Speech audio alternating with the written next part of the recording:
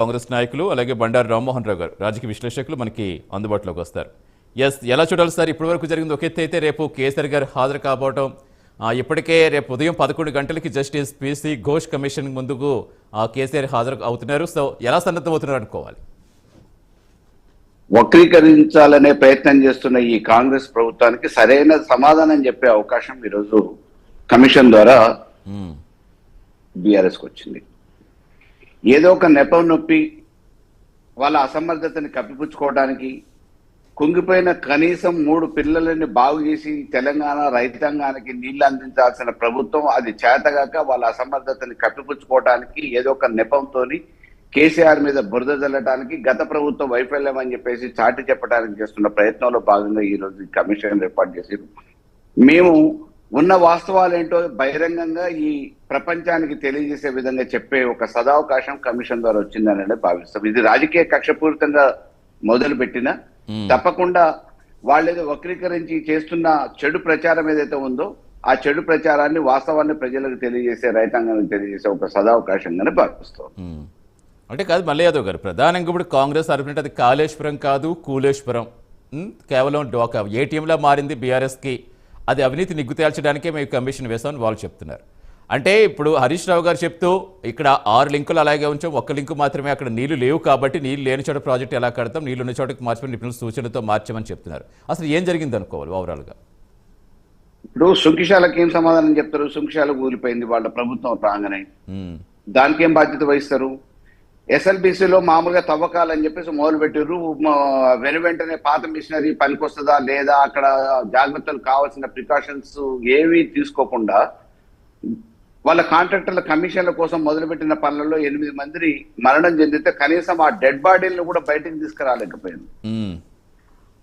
ఆ ప్రాజెక్టును ముందుకు తీసుకుపోతారా లేదా, టన్నల్ని ముందుకు తీసుకుపోయి నీళ్లు అందిస్తారా లేదా అనేది ఒక భాగం అయితే, దాంట్లో బాధితులైన కార్మికుల శరీరాల్ని, దేహాన్ని, పార్థివ దేహాన్ని కూడా బయటకు తీసుకురాలేని అసమర్థ ప్రభుత్వం ఈ రోజు కట్టిన కాళేశ్వరాన్ని తప్పు చూపి ఏలెత్తి చూపించే ప్రయత్నం చేస్తా ఉంది. నిజంగా నీళ్లు ఇవ్వగలిగిన సమర్థత ఉంటే కాళేశ్వరం నుంచి మామూలుగా ఎస్ఆర్ఎస్పీ నుంచి నీళ్లు తెలంగాణ రైతాంగానికి ఇచ్చిన సందర్భాలలో విస్తీర్ణం పెరిగింది, దిగుబడి పెరిగింది. మొన్న ఎండాకాలంలో పంటలు ఎందుకు ఎండిపోయినాయి? మరి పంటలు ఎండిపోతున్నా కానీ ఉన్నదాన్ని రిపేర్ చేసుకోవచ్చు అని చెప్పేసి ఇదే ఎన్డీఎస్ఏ రిపోర్ట్ ఇస్తే ఆ కుంగిపోయిన పిల్లలని బాగు చేసే కార్యాచరణ ఎందుకు మొదలు పెట్టలేదు? ప్రభుత్వం ఎందుకు ఆ చర్యలు తీసుకోవట్లేదు? బాగు చేద్దామనే ప్రయత్నం ఎందుకు చేయట్లేదు? కాంట్రాక్టర్ల మీద ఎందుకు బాధ్యత చేయట్లేదు? కట్టడానికి ఇంజనీర్లు సూచనలు సలహాలు ఇస్తారు, దగ్గరుండి మానిటర్ చేస్తారు. ప్రభుత్వం ఎవరున్నా కానీ ఆ స్థానంలో కేసీఆర్ గారు ఉంటే కేసీఆర్ గారు, రేవంత్ రెడ్డి గారు ఉంటే రేవంత్ రెడ్డి గారు, ఇంకొకళ్ళు ఉంటే ఇంకొకళ్ళు. ప్రభుత్వం తీసుకున్న ప్రతిష్టాత్మకమైన ఆ ప్రాజెక్టు త్వరితగతిన పూర్తి కావడానికి కావాల్సిన అన్ని అనుమతులతో పాటు, కావాల్సిన నిధుల కేటాయింపుతో పాటు వెంటనే పూర్తి కావడానికి కావాల్సిన అన్ని చర్యలు ఒక ప్రభుత్వ అధినేతగా ముఖ్యమంత్రి స్థానంలో కూర్చున్నోళ్ళు, మంత్రుల స్థానంలో కూర్చున్నోళ్ళు తీసుకుంటారు. పనిచేసిన ఆ కాంట్రాక్టర్లను ఎందుకు బాధ్యత వహించమని చెప్పట్లేదు? ఎందుకు బాధ్యులు చేయట్లేదు? వాళ్ళతో ఎందుకు పనులు చేపించే విషయంలో అజాగ్రత్త వహిస్తున్నారు, వెనకంజ వేస్తున్నారు. ఇది బాగు చేస్తే, నిజంగా వినియోగంలోకి వస్తే, నీళ్లు సరఫరా అవుతే, రైతాంగం బాగుపడితే, ఇది మొత్తానికి కూడా ప్రాజెక్టు కాళేశ్వరం అనేది పూర్తి చేసింది కేసీఆర్ గారే కాబట్టి ఆ పూర్తి పేరు కేసీఆర్ గారికి పేరు ప్రఖ్యాతులు ఎక్కడొస్తాయి అనే ఉద్దేశంతో వాళ్ళు ఈర్ష్యతోని, ద్వేషంతోని, అసూయతోని చేస్తున్న పనిలో భాగంగానే వాళ్ళ అసమర్థతను కప్పిపుచ్చుకోవడానికి ఈ రోజు నీళ్లు ఇవ్వకుండా ఉండటానికి కూలిపోయింది, కుంగిపోయింది, కూలేశ్వరం, ఇంకొక ఈశ్వరం అని చెప్పేసి మాయమాటలు చెప్పి ప్రజల్ని మభ్యపెట్టే ప్రయత్నం చేస్తున్నారు.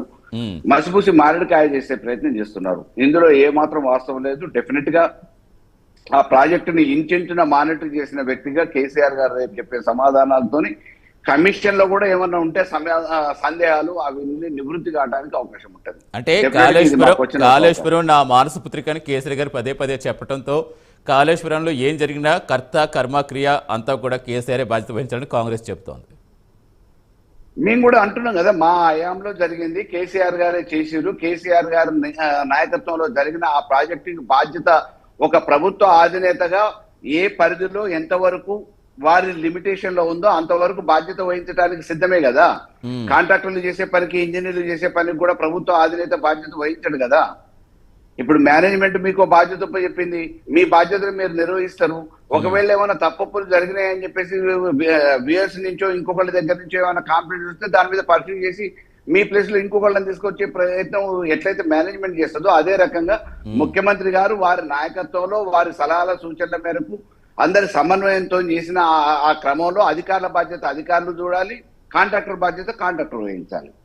డెఫినెట్ గా ఆ క్రమంలో చిన్నయో మొన్నయో ఏమైనా తప్పులు జరిగినప్పుడు ఇంతకుముందు దేశంలో కట్టిన ప్రపంచంలో కట్టిన అన్ని ప్రాజెక్టులలో ఏది ఇటువంటిది కాకుండా ఒక్క కాళేశ్వరంలోనే అయింది. ఈ రోజు ఇది ప్రప్రథమం. దేశంలో కట్టిన ఏ ప్రాజెక్టుకి ఎటువంటి ఆటంకాలు రాకుండా, ఎటువంటి రిపేర్ రాకుండా, ఎటువంటి పిల్లల్లో ఇబ్బంది కలగకుండా జరిగింది. అది కాళేశ్వరంలో జరిగింది అని అంటే ఇది ఒక ప్రపంచ వింత కావచ్చు, కానీ అటువంటిది కాదు. దీనికంటే ముందు కట్టిన ఎన్నో ప్రాజెక్టులు ఇంతకంటే ఎన్నోసార్లు పులిచింతల లాంటిది మా నల్గొండ జిల్లాలోనే ఆనుకొని ఉన్న పులిచింతలో ఎన్నోసార్లు కొట్టుకుపోయింది. ప్రాజెక్టు కాస్ట్ ఎస్టిమేటెడ్ కాస్ట్ కి దానికి ఎన్నిసార్లు పెరిగిందో ఎన్నంతులు పెరిగిందో మన హరీష్ రావు గారు కూడా ఎక్స్ప్లెయిన్ చేశారు. కాబట్టి సుంకిశాల వీళ్ళ ప్రభుత్వంలో కూలిపోయింది. మరి దానికి ఎందుకు బాధ్యత వహించట్లేదు? ఆ రోజు ఉన్న అధికారులు కానీ ఆ నీటిపారుదల శాఖ మంత్రి ఉత్తమ్ కుమార్ రెడ్డి మీద కానీ ఎందుకు చర్యలు తీసుకోవట్లేదు? ఎందుకు బాధ్యత వహించట్లేదు? ఇదే పోలవరం మన దేశంలో ఇరు రాష్ట్రాలు తెలుగు రాష్ట్రాలైనా పక్కనున్న రాష్ట్రంలో పోలవరంలో జరిగిన దాని మీద ఎందుకు కమిషన్ లేదు? కేవలం ఈ రోజు కాళేశ్వరం మీద ఎందుకు కమిషన్ వేసే పరిస్థితి వచ్చింది? ఇది కేవలం రాజకీయ కక్షతోనే కాంగ్రెస్ బీజేపీ ఏకమై మూకుమ్మడిగా చేస్తున్న దాడి. ఇది అంటే మల్లయ్య యాదవ్ గారు ఇక్కడ మంత్రివర్గ ఉపసంఘం ఇచ్చిన నివేదికతోటి కేబినెట్ ఆమోదం తెలిపాకనే ముందుకు వెళ్ళామని హరీష్ రావు గారు చెప్పడం చూస్తాం. బట్ నిన్నే మీరు వినే ఉంటారు తుమ్మల గారు, అప్పుడు వస్తు కమిటీ సభ్యులుగా ఆయన కూడా ఉన్నారు, సబ్ కమిటీ సభ్యులుగా. అసలు క్యాబినెట్లో ఇదే చర్చకు రాలేదు, కావాలంటే నేను చెప్తాను కమిషన్ ముందుకు వెళ్ళి పిలిస్తే అని ఆయన చెప్తున్నారు. ఏంటి అంటే ఈ డైవర్షన్ ఇలా దానికి ఎవిడెన్స్ ఏంటి? తుమ్మల నాగేశ్వరరావు గారు చెప్తున్న దానికి ఎవిడెన్స్ ఏమైనా ఉంటే తీసుకుపోవచ్చు. ఇవాళ రాజకీయ కక్షతోనో ఆయనకు పార్టీలో నష్టం జరిగిందనో లేకపోతే ఈ రోజు కాంగ్రెస్ లో మెప్పు పొందటానికో అధిష్టానం మెప్పు పొందటానికో ఏదో చేస్తామో రాజకీయ కక్ష తీర్చుకుంటామో అని అంటే దానికి మనం ఏం చేయలేము. రేవంత్ రెడ్డి గారి కనసైగలో ఉండటానికో లేకపోతే ఢిల్లీ అధిష్టానం దృష్టిలో పడటానికో తుమ్మల నాగేశ్వరరావు గారు మాట మార్చేదో చెప్తామనంటే ఆ రోజు జరిగిన దానికి సంబంధించిన డాక్యుమెంటరీ ఎవిడెన్స్ కానీ రిటర్న్ ఎవిడెన్స్ కానీ వీడియో ఎవిడెన్స్ కానీ ఉంటే డెఫినెట్ గా ప్రొడ్యూస్ చేసి ఉన్న వాస్తవాన్ని చెప్పొచ్చు. అదేం దాసేది కాదు. రాజేందర్ గారు కూడా మామూలుగా ఈ రోజు ఈ పార్టీలో లేరు. ఈ ప్రభుత్వంలో గత ప్రభుత్వంలో కూడా కొంతకాలం పనిచేసారు, తర్వాత వేరే పార్టీలో పోయారు. మరి రాజేందర్ గారు కూడా చెప్పింది కూడా వక్రీకరించే ప్రయత్నం ఈయన ఎందుకు చేస్తున్నారు? మెజారిటీగా ఈ రోజు రాజేందర్ గారు కానీ హరీష్ రావు గారు కానీ చెప్తున్నది ఏదైతున్నదో అక్కడ జరిగిన వాస్తవాలు చేసిన వాస్తవాలు చెప్తా ఉన్నారు. ఈయన ఒక్క ఆయన మామూలుగా వేరే వేదం చెప్తున్నారు అంటే దీంట్లో ఈయన రాజకీయ ప్రయోజనం కోసమే కదా. అంటే ఇప్పుడు కేసీఆర్ గారు చెప్పకుండా ఏదైనా కేసీఆర్ గారు చెప్పకుండా ఏదైనా చేస్తారా? కేవలం ఇంజనీర్లు పిలిచిన సూచనలతోటి మేము ఒకటి మార్చాము అని హరీష్ రావు గారు చెప్తున్నారు. ఇప్పుడు వాళ్ళ మీదకి నెపనెట్టే ప్రయత్నం చేస్తున్నారని చేస్తున్నానికి మీరేం చెప్తారు? ఇది సర్వే చేసిన వాస్కోస్ కంపెనీ ఏదైతే ఉందో వాళ్ళు సర్వే చేసిన తర్వాతనే వాళ్ళు ఒక నిర్దిష్టమైన అభిప్రాయాన్ని వ్యక్తం చేసిన తర్వాతనే ఇక్కడ వాయబుల్ ప్రాజెక్ట్ అని చెప్పిన తర్వాతనే వాళ్ళ సూచన సలహా మేరకే అక్కడ తప్పనిసరి పరిస్థితులలో నిర్ణయం తీసుకొని కట్టడం జరిగిందని చెప్పారు. ఎవరైనా సహజంగా మనకుండే అభిప్రాయం మనకున్న దానికి సంబంధించిన అనుబంధంగా ఉండే సంస్థలు ఏవైతే ఉన్నాయో వాళ్ళ సలహాలు సూచనలు తీసుకుంటారో దాంట్లో భాగంగానే ఆ రోజు ఫస్ట్ ఏదైతే మామూలుగా ఈ చేవెళ్ల ప్రాణాయిత ప్రాజెక్టు కింద మొదలుపెట్టిరు అప్పుడు సర్వే చేసిన వాస్కోస్ ఏదైతే ఉందో అదే సంస్థ నుంచి మళ్ళీ సర్వే చేయించేసి అక్కడ కట్టడం జరిగింది అని అనేది నేను క్లియర్ గా కమిషన్ ముందు కూడా హరీష్ రావు గారు ఒక నీటిపారుదల మాజీ మంత్రిగా చెప్పడం జరిగింది. రైట్ అండి. ఎస్, మనతో పాటు సునీత గారు. నమస్తే సునీత గారు.